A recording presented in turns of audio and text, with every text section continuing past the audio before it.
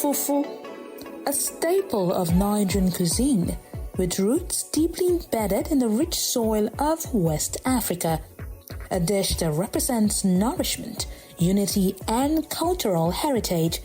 From humble kitchens to bustling streets, fufu has been at the heart of Nigerian meals for centuries, and now it's at the heart of something even bigger. Meet Kehinde Oluwayemsi Cecilia Omojuigbe Efevogo, known as KCO, the visionary founder of the Fufu Factory.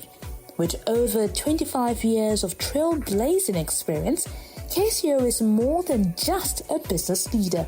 She is a force of nature, redefining success across industries.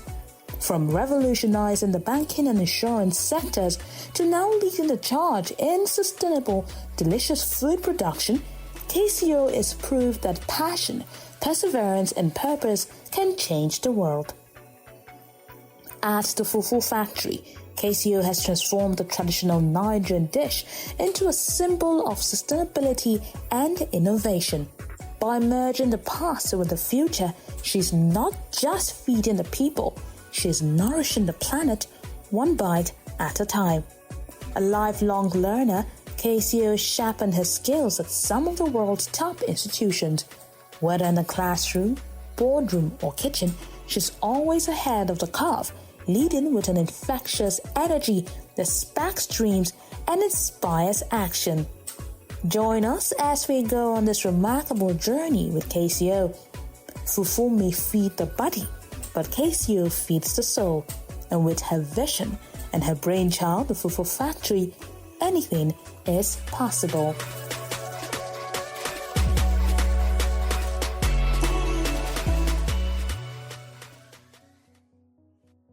My name is Kehinde Oluwayemsi Cecilia Omojuigbe. I'm a happy person. I love what I do. After a journey of over 23 years in the corporate world, getting to the very peak of my career as an MD, not just as an MD, but as an MD expatriate of an insurance company, it's joy to be back to where I call my happy place, and that is food processing and manufacturing. And that is one of the story or the journey of the Fufu Factory. It wasn't out of lack of not knowing what else to do. I have a flair for interior design. I love beautiful spaces. I'm sucking by them. But then, during my journey as an expatriate, I do quite a bit of traveling around the West African coast. And I realized that that was one common swallow that we have around the West Africa and East Africa. Fufu is actually eaten by the whole of the West Africa. I'm talking about Lome, Sierra Leone, Cameroon, Ivory Coast, Liberia, Ghana. Across the West Africa and East Africa is a common nest swallow. Also is eaten by Jamaicans, West Indians, and you'll be shocked. The highest like on TikTok was actually a fufu being made by a Chinese woman. She's got over 2.7 million likes. During my journey, I did a lot of traveling, and I realized that this is the food that everybody eats. But one thing is so common about it is the space or the environment in which it is made. The environments are usually very, very unfriendly. If you're a very neat and detailed person that are careful about what you eat, you wouldn't really want to eat it. And so when I came back, so that started the journey of why is it that people don't really get to make fufu like they do pounded yam at home by themselves? And it's simple reason. The process of making it was tedious. And that's how I did my research, and that's how the Fufu Factory was battered. Part of the Fufu Factory journey was that we were going to make fufu. Like I said, I started doing my own research. And then I find out that there's a conception that fufu is actually meant for the lower class in the society. And the elite, the Gen Z, were just losing out on it. Because, it will surprise you that fufu is actually a super sexual enhanced food. It enhances your libido. It enhances your sperm count. It's actually good for fertility. It boosts your energy. And so I decided to do more of my research and see, because in this age and century, the customer do not just want to buy. They want to know what they're buying. Fufu is actually like what you call a superfood, because apart from the benefits that you derive from cassava, which cassava is a carbohydrate food, which means that gives you super energy. The minerals in cassava is magnesium, calcium, and folate. You also have vitamins like vitamin B, vitamin C, which are super necessary for the body. As a matter of fact, if you have 200 grams of fufu in a day, you will have potentially taken 50% of the calcium that is needed for your system for that day. That's how wonderful it is. And so what that does is that it helps your bone, and it also helps your skin. And because we do not understand the benefit in this food, it seems like it's actually for just the lower class. And part of the reason is because people don't get to easily access cassava, because yes, there are processes to making fufu, and it is assumed that where a lot of it comes out from is really poor hygiene. And that's what took me into fufu processing, and also battered our ready to eat. The idea is for us to produce food that are wholesome and imparting in people's life. Because when you eat food that are wholesome, then you have less to deal with in terms of your health. So we basically say eat to health, because your food is actually supposed to be your medicine. Part of the challenges faced as an entrepreneur on this journey is not exclusively to me, but them. Just like Nigeria, all over the world, there is the rate of inflation. And then every morning you wake up, the cost of your raw material is really not what it was yesterday. And so for new businesses like us, it's a really tough journey trying to determine or fix your pricing. And it's been part of the reason why even approaching investors has been a bit of a challenge. For example, you take up a loan, 1 month, 2 months down the lane, the bank is changing the exchange rate. It's tough. The materials that we needed, one of the things that has been my guiding principle going into this business, I said to myself first that I wanted to be very, very minute import dependence, because I am after all processing food, and I get my raw material from Nigeria. But our packaging has been one of the places where we have to think about importing, because we wanted to maintain to the highest standard quality, not in terms of just the aesthetic, but in terms of the safety for the food that we're selling. And it's very important for us. But one day to the other, every day, you find out that the price of your raw material, the materials are changing. Another thing is, after being in a financial corporate world for over 20 years, coming to deal with the level of the kind of people I have to relate with in terms of labor, it's been very, very demanding on my soul. It's taught me a lot of lessons, made me grow faster than I thought I would grow, has actually extended me as a human and make me so conscious of, I have to understand that I need to calm down to their level to be able to get my result. And also, It's been a very interesting journey for me doing marketing, because when I go out and I'm doing marketing, and the moment I say fufu, people can't exchange. They looked at you funny, and it's been a very interesting journey. But there's nothing there that is not surmountable, because for us, like I said, one of the things we made up our mind from ab initio was we were going to have to be almost little or no dependency on importation, and then we're almost a zero waste generating business. And so in terms of environmental sustainability, it's been a top thing on our agenda. We're conscious of what's the waste we generate to the environment. We have from A to Z almost a zero waste. We do clean energy, unlike the other people. We do clean energy. We try to make sure we don't use, we have little or no waste. It will interest you to know that we're actually working towards being able to reuse our water, because of that's our vision, to be able to really use. Like, for example, if you look at our packaging material from beginning, it was meant to be not one-time use for packaging. You were meant to use it over and over again. And the same applies for not just the ready to eat, but also the paste.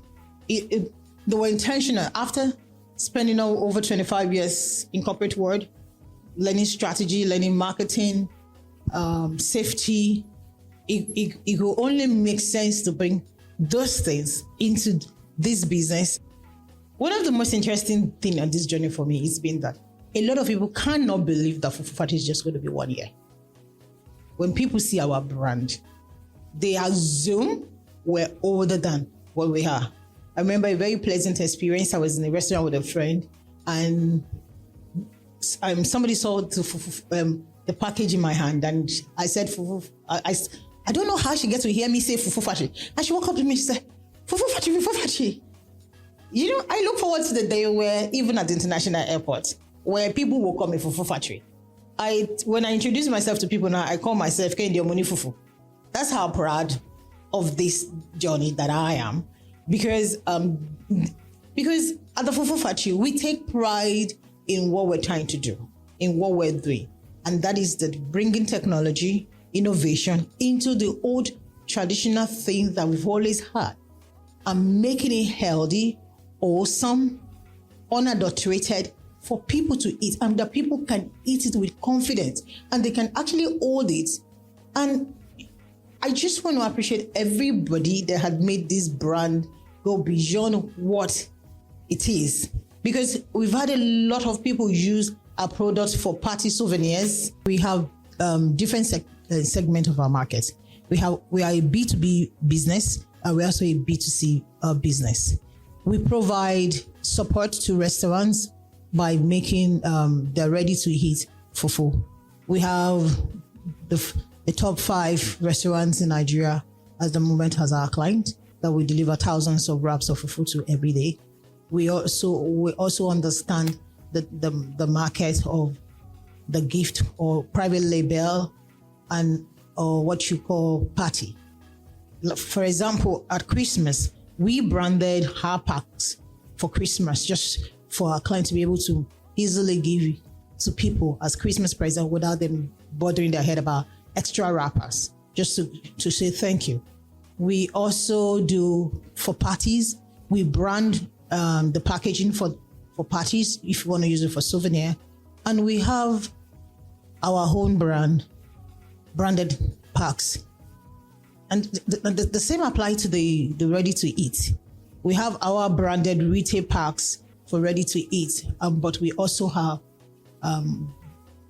unbranded wraps for restaurant. So it doesn't matter how big the restaurant is or how small the restaurant is. We're willing to work.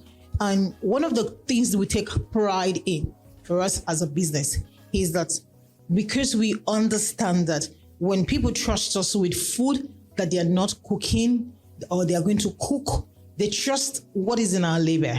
And our promise is to constantly, consistently deliver on what we promise. So we partner with one of the best farms in Nigeria. We source our cassava directly from them. There's lab analysis on the cassavas that we use. We just don't do just as much as is for local farmers is fantastic, because we want to continuously deliver at a particular level. We had to partner with a very big farm. And this is me saying thank you to all our partners. I'm grateful for everybody that has bought into us, every restaurants and hotels that has opened their door to us, everybody that used us as their souvenir. We're really thankful. And we look forward to doing this better. Hi, Kehinde. Thank you. I see that the brand is called the Fufu Factory. Yes, please. The first question that comes to mind is why Fufu? Why Fufu? And why not Fufu? Excellent. So tell me about this business. So Fufu Factory, across the West Africa and East Africa, Jamaicans, West Indians, and even Chinese people are now beginning to eat fufu. Wow, interesting. One of the highest like for fufu on TikTok is by a Chinese woman. And she's got over 2.7 million likes. She made fufu. Really? Yes. And as much as eba, pounded yam seems very popular in Nigeria, that's because we are Nigerians and our population is large. It's not the same way across West Africa. Right. So Liberians don't eat pounded yam. Liberians don't eat eba the way we eat eba. And it's the same thing with Togo. It's the same thing with Sierra Leone and across like that. So across the whole of West Africa and East Africa, one of the most commonest food we have, apart from the debate on jollof rice, is actually fufu. Really? The most common one is actually cassava fufu. And so that's why fufu. Interesting. So how long have you been doing this? We're going to be 1 year this month, at the end of this month. And how has it been? It's been a very interesting journey. So tell me about the customers, tell me about your experience, tell me about the facts and figures, and tell me about the money that you've been making. Okay. So the customers, and that's what we're trying to get. If you go from today, begin to look, you will see that even by the roadside stores, you will see fufu wraps in cellophane bags, in light packs, and it's been sold by everywhere. Right. There is no roadside booker that you will not get fufu.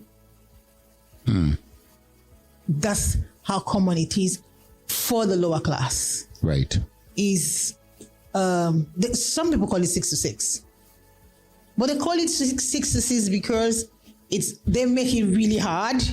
Right. And so it keeps you, and it gives you energy. And that's the beauty of fufu. It gives you energy. But for anybody, you need energy anyway. And so all you need to do is for a balanced meal is a little portion of fufu with very good soup, with good protein and vitamins, and you're good for the day. If you take a 200 grams of fufu, you have a 200 grams of fufu. Like for example, I can eat 200 grams of fufu on a sitting. If you do that day, you'll have taken 50% of the calcium needed for your system. So I'm thinking in line with what you've described, the targeted customers and why they take it. How has it been? Who has been your customers over the last 12 months? What are they willing to pay in terms of your cash flow? How has it been? Okay, so I'll tell you one thing. There's been a misconception about fufu. So the assumption is that fufu is for the lower class. And that's part of the things that inform our taste. And one of the reasons why a lot of the elites don't eat fufu is because of the smell. Right. But that's part of what we bring into the business.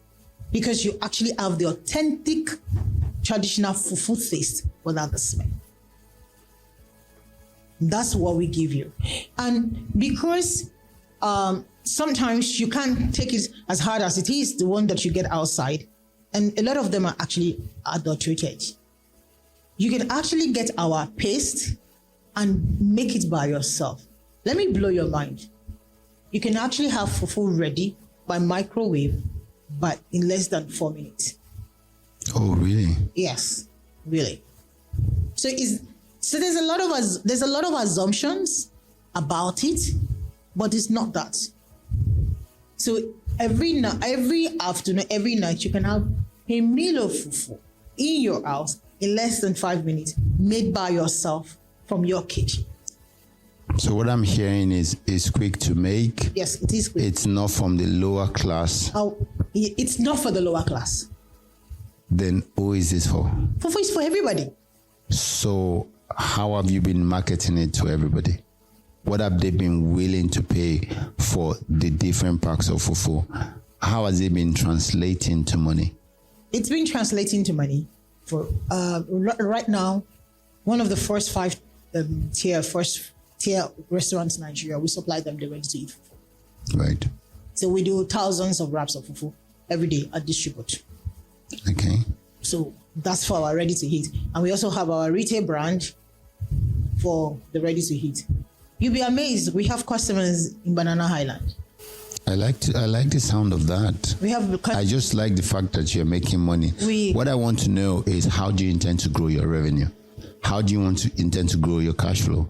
Okay, part of the reason why we had to make an informed decisions about where we source our raw materials is understanding that our receivable needs to be shorter than our payable. Okay. And so we partner with one of the biggest farms in Nigeria, a corporate farm. Right. And we have days in which we have a credit line. So call it out. We have a credit line. My background is in finance. I got to the peak of my career as an MD to come here with over $169 million debt and turn it around. So I know one or two things about management. Excellent. I know that cash is king.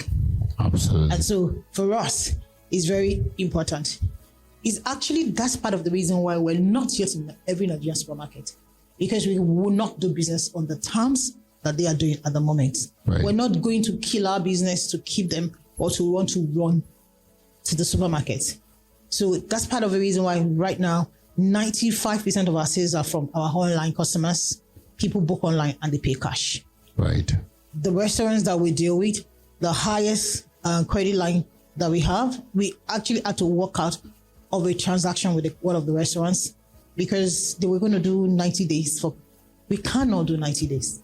That's not business. That's making effort. That's not business. For us, we understand that. And so the highest credit line we have for customers is actually 5 working days. Interesting. So in view of that, I like the fact that you understand your market. Your finance background is definitely coming into play in terms of how you do your negotiations. But also, we also have to focus on some of those things is give and take, right? Mm-hmm. Where I'm thinking what are the strategies you want to be able to use in view of your realities now to scale this business, considering the potentials that you're describing to me that it has, right? So that's what I'm curious to hear. Have you thought about anything? Yeah. Are you okay? Please share if you don't mind. Part of the reason right now, one of the things we're doing for some time now is to grow our B2C business, B2B business, which is the restaurants business, because one is a continuous flow. Sometimes the restaurants that make order 3 times in a week. Right. The continuous flow is a continuous cash flow for us. While we're working on getting to where we want to get and being able to have a more favorable terms with the supermarket, because we just won't do it. We're not in a hurry to run to the market and have our finger beaten. We want to go to the market, and part of why we're doing why we agreed to do this is the brand awareness. Right. So that because when more people get to know us and they go to the supermarket and ask for our product, then the supermarket will be willing to actually speak on better terms. Have you started exporting the product? Is it? We've not done commercial quantity, but we've actually sent product to 9 countries. Right. Because the reason why I'm thinking of your cash flow, and I'm thinking, if I were in your shoes, what would I do? What would I consider to do? And one of the things that is coming to mind, which you may want to explore, is contract manufacturing. Yes. So, because there are some established brands in this space, right? who do not have the expertise and even the product that you have. But if you sell your products to them and then they package and export to their market, you make your money straight away. Yes. We're hoping, I've actually said that earlier, we have contract manufacturing. Right. But a lot of time that comes in terms of like a souvenir, like a gift, where people will label it for them and they don't know. Would you consider doing that with another brand that has the footprint globally, such that you want to be able to throw them a new line? Sure, because like one of the things we really want to do is to have a major representative in England and then in American markets. First of all, one of the special things about our product is that we're not powder, we're paste. Right. Now, we're paste because with paste you see have the authentic traditional fufu taste. When it crosses over to powder, because it's written powder, fufu powder, you know you're eating fufu. But it's no longer, it doesn't have that traditional taste anymore the moment it becomes powder. And so that's why we remain paste. So that being said, our product has to, if we're shipping, we have to ship in a temperature control containers. Right. And so for us, if today we have an established brand anywhere in the world and says, look, we want to work with you, we gladly produce it for them in their name if that's what they're comfortable with. We don't have a problem with that. I'm thinking that might be something you may want to investigate and then also do some research. We're actually doing that. Right, because of, particularly think of the people in the diaspora in the Asian continent that typically would want that local feel of fufu. But that said, right, they don't have access right now because even though you've started exporting your product at the early stages, right, but before you get that footprint, that synergy can significantly give you that leverage. We're actually welcome to that. And let me tell you, one of the things we've done and been proactive about is that our product analysis is actually up to EU standard. So are you pursuing any form of certification to that effect so that you can allow you enter into those markets? We've done that. We have our certifications for our product is EU standard. We have an FDA. So today, if we get a buyer in America, we ship without issue. Right. We that's part of the dream for us to be able to get to that level. And so we're not waiting till there's a buyer. We're ready. So if we get a buyer today, I'm telling you how ready we are to be able to take that opportunity. And we will take the opportunity when it presents itself. So in terms of financial growth, where do you see Fufu Factory in 12 months' time? In terms of financial growth, in 12 months' time, Fufu Factory will be on expansion process. Right. Because we're expanding and we will still need to expand. We just got equipment that gives us the capacity to go into also Fufu flour. Flour, yes. So we can have the powder. We also, like I said, we're no waste factory business. So we actually almost like on zero waste. So we actually have other products. We have lafo that we make. That's the white amala, which is a byproduct from this. From fufu. Yes. So we have that. So that generates its own revenue stream for us. And we also understand the different markets that we need to approach. Now we've built the brand to a level. One of the things we want to do actually is be strong in marketing and sales and brand awareness. So I mean, I think just as a way to wrap up, I think that you've done excellently well for yourself and the team over the last 12 months. I clearly see how your background is significantly influencing decision making and how with what you're doing, you can potentially scale it. My advice would also be that to be able to gain more traction, you should leverage more B2B like you're already working on.